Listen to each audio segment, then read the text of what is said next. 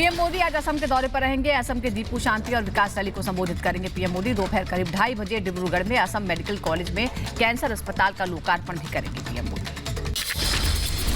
मध्य प्रदेश की बीजेपी आज दिल्ली में अहम बैठक होगी। सीएम शिवराज सिंह चौहान, प्रदेश अध्यक्ष वीडी शर्मा बैठक में मौजूद रहेंगे। बैठक में मंत्रिमंडल में फेरबदल और विस्तार पर चर्चा हो सकती है।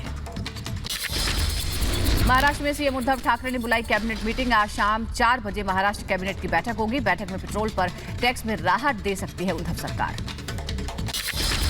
पीएम मोदी ने पेट्रोल डीजल की बढ़ती कीमतों पर राज्यों से की अपील। राज्य सरकारें तेल की कीमतों पर वैट की दरें घटाएं। टैक्स कटौती से राज्यों को राजस्व की हानि होती है, लेकिन इससे आम जनता को राहत मिलती है। अनुराग ठाकुर ने पेट्रोल डीजल को लेकर विपक्ष पर जमकर साधा निशाना। अनुराग ठाकुर ने रणदीप सुरजेवाला के ट्वीट का दिया जवाब। लिखा, बीजेपी शासित प्रदेशों ने घटाए दाम, कांग्रेस और दूसरे दलों की सरकारें अभी भी जनता को लूट रही हैं। पीएम मोदी के डीजल पेट्रोल वाले बयान पर गौरव बल्लभ ने कहा, झारखंड और राजस्थान से ज्यादा टैक्स बिहार और मध्य प्रदेश में लगता है। पीएम बिहार और एमपी में क्यों नहीं कम करवा रहे हैं टैक्स। सपा अध्यक्ष अखिलेश यादव का बीजेपी पर निशाना। अखिलेश यादव ने कहा, बीएसपी ने अपना सारा वोट बीजेपी को दिया है, फिर भी बीजेपी मायावती को क्यों नहीं बना रही है राष्ट्रपति।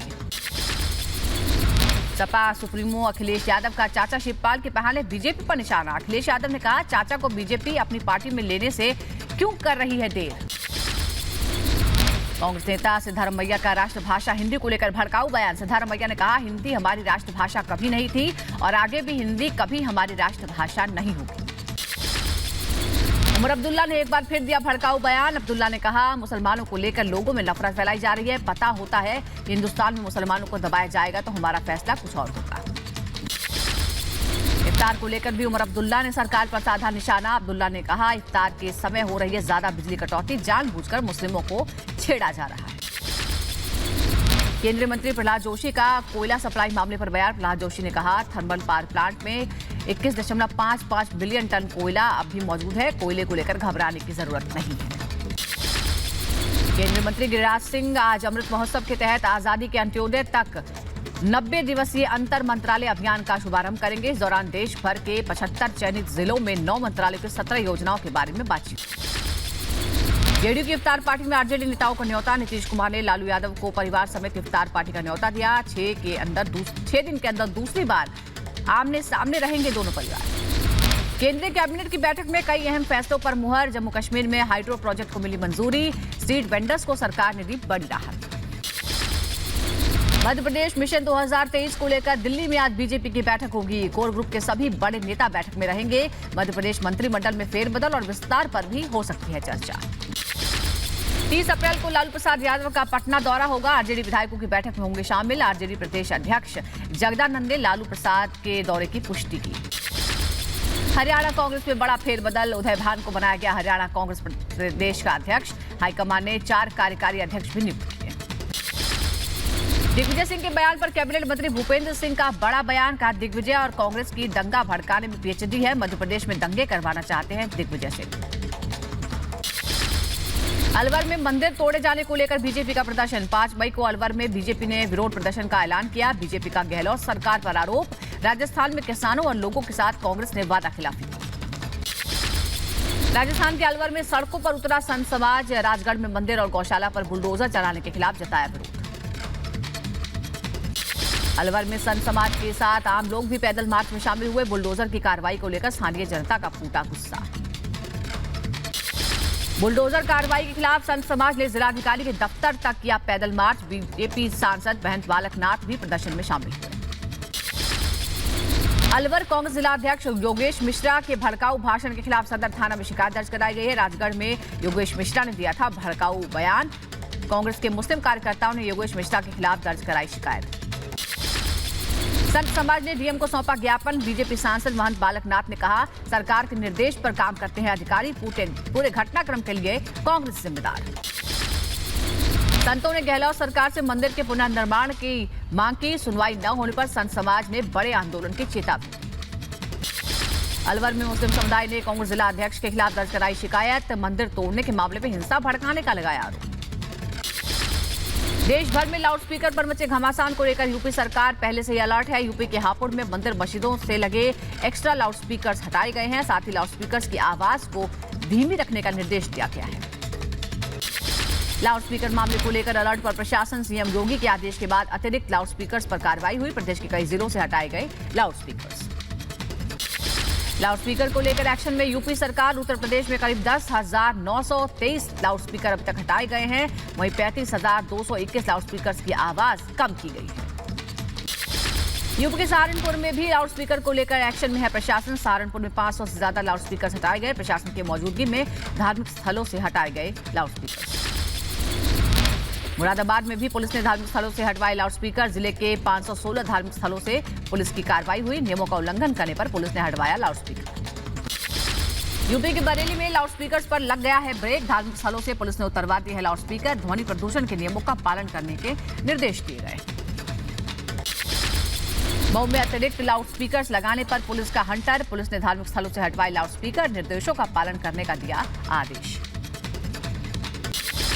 यूपी के सहारनपुर में प्रशासन की अनुमति के बिना मंदिर पर लाउड स्पीकर लगाना युवक को पड़ा भारी। पुलिस ने युवक को गिरफ्तार किया। बिना अनुमति मंदिर पर लाउड स्पीकर लगाने के मामले में पुलिस ने युवक को गिरफ्तार किया। यूपी के अंबेडकर नगर में भी हटाए जाने लगे हैं लाउड स्पीकर। सीएम योगी के निर्देश के बाद लाउड स्पीकर पर रोक लग गई है। लाउड स्पीकर को लेकर एक्शन में है प्रशासन। बहराइच में पुलिस ने ज्यादा शोर मचाने वाले लाउड स्पीकर्स को जब्त कर लिया है। पुलिस और धर्मगुरुओं की मौजूदगी में मंदिर मस्जिदों से उतारे गए लाउड स्पीकर्स। बागपत में भी लाउड स्पीकर्स को लेकर अलर्ट है प्रशासन। बागपत में बिना अनुमति धार्मिक स्थलों पर टंगे लाउड स्पीकर्स को उतारा गया है। एसडीएम और सीओ भी इस दौरान मौजूद थे। यूपी के बदायूं में पुलिस ने धार्मिक स्थलों को भेजा नोटिस। लाउड स्पीकर्स की आवाज धीमी करने का आदेश दिया। महाराष्ट्र के पुणे में लोहिया नगर की 5 मस्जिदों के मौलानाओं और आसपास के निवासियों ने ईद पर डीजे और स्पीकर न बजाने का फैसला लिया है। कहा जिम्मेदारी बनती है हम कोई अच्छा कदम उठाएं। लाउड स्पीकर विवाद में उमर अब्दुल्ला की एंट्री हो गई है। नेशनल कॉन्फ्रेंस के नेता उमर अब्दुल्ला ने कहा है मस्जिदों को बनाया जा रहा निशाना, आखिर मस्जिदों से ही दिक्कत क्यों। सपा अध्यक्ष अखिलेश यादव का बीजेपी पर निशाना। कहा बीजेपी भटका रही है मुद्दों से ध्यान, युवाओं को नहीं मिल रही नौकरी, बीजेपी के लाउड स्पीकर से बचिए। लाउड स्पीकर विवाद पर समाजवादी पार्टी के प्रवक्ता अनुराग भदौरिया ने बीजेपी को घेरा। कहा देश महंगाई से परेशान है और बीजेपी लाउड स्पीकर और बुलडोजर की बात कर रही है। राणा दंपत्ति की बढ़ सकती है मुश्किलें। एक और केस दर्ज करने की तैयारी में है मुंबई पुलिस। यूसुफ लकड़वाला से 80 लाख रुपए का लोन लेने का है आरोप। आर्थिक अपराध शाखा कर सकती है मामले की जांच सूत्रों के हवाले से। नवनीत राणा और यूसुफ लकड़वाला को लेकर महाराष्ट्र के गृह मंत्री दिलीप वालसे का बयान। दिलीप वालसे पाटिल ने कहा यूसुफ लकड़वाला और नवनीत राणा के बीच संबंधों की जांच करेंगे। खुद पर हुए हमले को लेकर महाराष्ट्र के राज्यपाल से बीजेपी नेता किरीट सोमैया ने मुलाकात की। राज्यपाल को सौंपी आरोप की चिट्ठी। मीडिया से सोमैया ने कहा मेरा नाम मरने से इन लोगों को परेशानी है। पुलिस कमिश्नर ने दर्ज कराई फर्जी एफआईआर। बढ़ते कोरोना मामलों को लेकर केंद्र सरकार गंभीर है। पीएम मोदी ने सभी राज्यों के मुख्यमंत्रियों के साथ बैठक की। कहा 2 हफ्तों से कुछ राज्यों में केस बढ़े हैं, अलर्ट रहने की जरूरत है। कोविड के खिलाफ अलर्ट पर राज्य सरकारें और जिला प्रशासन। देहरादून में बिना मास्क निकलने पर जिलाधिकारी ने 500 रुपए जुर्माना वसूलने का आदेश दिया है। केरल सरकार ने भी मास्क अनिवार्य कर दिया है। मध्य प्रदेश में प्रधानमंत्री नरेंद्र मोदी उज्जैन महाकाल कॉरिडोर का जून में उद्घाटन करेंगे। 750 करोड़ की लागत से बन रहा है पूरा महाकाल कॉरिडोर। मुख्तार अंसारी के आरोपियों पर पुलिस की बड़ी कार्रवाई। गाजीपुर में अंसारी के रिश्तेदार अनवर शहजाद और सरजील रजा की 5 करोड़ की संपत्ति कुर्क की गई। कुमार विश्वास की याचिका पर हाईकोर्ट ने फैसला रखा सुरक्षित। अरविंद केजरीवाल के खिलाफ बयान देने पर रोपड़ पुलिस थाने में केस दर्ज हुआ था। हाईकोर्ट सोमवार को सुनाएगा फैसला। दिल्ली के जयपुर में एमसीडी अधिकारियों ने किया सर्वे। अतिक्रमण के खिलाफ होगा एक्शन, हटाए जाएंगे अवैध निर्माण। दिल्ली में आम आदमी पार्टी का विरोध प्रदर्शन। बुलडोजर कार्रवाई को लेकर बीजेपी के खिलाफ खोला गया मोर्चा। यूपी के सीतापुर में प्रशासन की बड़ी कार्रवाई। अवैध निर्माण को बुलडोजर से ध्वस्त किया गया। बिहार के गोपालगंज में अवैध निर्माण पर चला बुलडोजर। सरकारी जमीन पर अतिक्रमण कर घर बनाने वालों के खिलाफ हुई कार्रवाई। पुलवामा में आतंकियों के साथ मुठभेड़। पुलवामा एनकाउंटर में 2 आतंकी ढेर। आतंकियों के पास से 2 AK-47 बरामद। अल बद्र से जुड़े थे मारे गए आतंकी। जम्मू कश्मीर की अंतर्राष्ट्रीय सीमा पर सुरक्षा बलों की एंटी टनल ऑपरेशन और पेट्रोलिंग जारी है। कहा हर मौसम में जारी रहती है गश्त। आकाश मिसाइल के एडवांस वर्जन का सफल परीक्षण किया। जमीन से आसमान में टारगेट को किया ध्वस्त। राजस्थान के जैसलमेर के पोखरण फील्ड फायरिंग रेंज में किया गया परीक्षण। मई के पहले हफ्ते में जर्मनी, डेनमार्क और फ्रांस दौरे पर जाएंगे प्रधानमंत्री मोदी। 2022 में प्रधानमंत्री की होगी पहली विदेश यात्रा। द्विपक्षीय सहयोग को मजबूत करना यात्रा का उद्देश्य। बॉलीवुड अभिनेता अजय देवगन के हिंदी ट्वीट पर भड़के साउथ एक्टर किच्चा को अजय देवगन का जवाब। अजय देवगन ने कहा, अगर हिंदी हमारी राष्ट्रीय भाषा नहीं है तो आप अपनी मातृभाषा की फिल्मों को हिंदी में डब क्यों करते हैं। देश में पिछले 24 घंटों में बढ़ी कोरोना की रफ्तार। एक दिन में 2,927 केस सामने आए हैं। देश भर में 32 लोगों ने कोरोना से तोड़ा दम। भारत में इस वक्त कोरोना के 16,000 से ज्यादा एक्टिव केस। टीआरएस का 21वां स्थापना दिवस। तेलंगाना मुख्यमंत्री चंद्रशेखर राव ने कहा, देश चलाने के लिए थर्ड फ्रंट की नहीं बल्कि वैकल्पिक एजेंडे की जरूरत है। आंध्र प्रदेश में 10वीं की बोर्ड की परीक्षा शुरू हो गई है। 9 मई तक चलेंगे बोर्ड के एग्जाम। परीक्षा केंद्रों पर कोविड नियमों का पालन अनिवार्य है। राजस्थान के दौसा में महिला के साथ गैंगरेप के बाद मर्डर मामले को लेकर एक्शन में महिला आयोग ने डीजीपी को लिखी चिट्ठी। महिला आयोग की टीम आज घटनास्थल का दौरा करेगी। नोएडा के बार में हत्या के बाद एक्शन तेज हो गया है। प्रशासन ने लास्ट लेमन बार का लाइसेंस सस्पेंड कर दिया है। आबकारी विभाग ने सील किया है क्लब।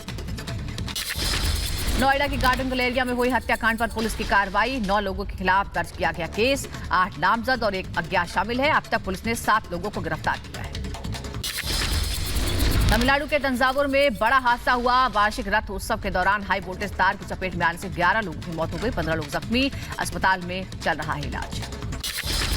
तमिलनाडु के तंजावुर में हादसे में केंद्र और राज्य सरकार ने मुआवजे का ऐलान कर दिया है। पीएम राहत कोष से मृतकों के परिवार को 2-2 लाख और जख्मी लोगों को 50,000 रुपए की मदद दी जाएगी। राज्य सरकार मृतक के परिजनों को 5-5 लाख का मुआवजा देगी। मध्य प्रदेश के नेपानगर में 48 घंटे के अंदर पुलिस ने अपहरणकर्ता के चंगुल से 2 साल की मासूम बच्ची को बचा लिया। सीसीटीवी की मदद से शराबी युवक को पुलिस ने महाराष्ट्र से गिरफ्तार किया। गाजियाबाद के इंजीनियरिंग कॉलेज में टूटे लिफ्ट। हादसे में 5 छात्र जख्मी हो गए, 3 की हालत गंभीर। मध्य प्रदेश के बड़वानी में कुएं में गिरा तेंदुआ। वन विभाग की टीम ने तेंदुओं को रेस्क्यू किया। कुएं के आसपास जुटी लोगों की भीड़। यूक्रेन नोवोट्रोइट्स में यूक्रेनी पैराट्रूपर्स रूस ने किए नष्ट। ड्रोन से मिली तस्वीरों से हुआ खुलासा।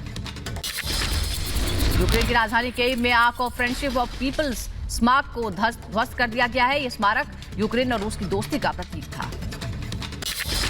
डोनेट्स्क में रूसी वायुसेना ने की पेट्रोलिंग। डोनेट्स्क पर हमले को लेकर रूसी वायुसेना अलर्ट पर। यूक्रेन के लोगों ने रूसी बीएमपी पर किया हमला। रूसी बीएमपी ने बिल्डिंग के पीछे छुपने की कोशिश की। यूक्रेनी सेना ने रूसी तोपखाने पर हमला किया। यूक्रेनी हमले में रूसी तोपखाना तबाह।